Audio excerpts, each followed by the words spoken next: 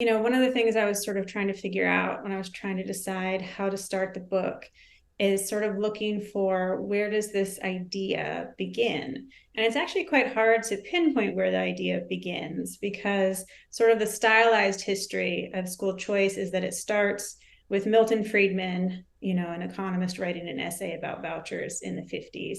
And then the history that's told often is that then nothing sort of happens. Friedman keeps this idea alive. And then in 1990, Milwaukee starts the first school voucher program in the country, the first modern one. That's sort of the history that you hear.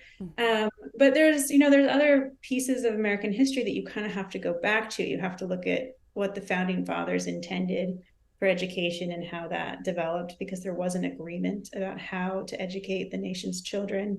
You can look at what happened with Catholics, coming into this country. We had all of this immigration of Catholic people, and a common school system was forming at that time in the 1800s, but it was distinctly Protestant. And so you could also start with the Catholics and that whole piece of the history. And so I kind of was grappling with, well, what makes sense as a beginning?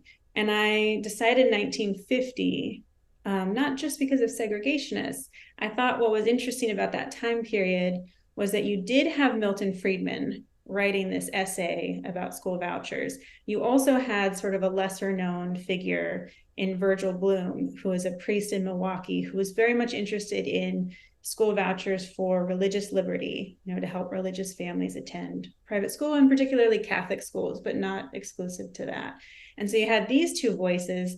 And then at the same time, you had segregationists who were interested essentially in privatizing the school system to avoid Brown. And it started in the lead up to Brown when it seemed clear, that we were moving in that direction, and then intensified post Brown. But I thought, that time period is so fascinating because you start to see how you could take one sort of tool or mechanism in school vouchers and use it for a lot of different purposes.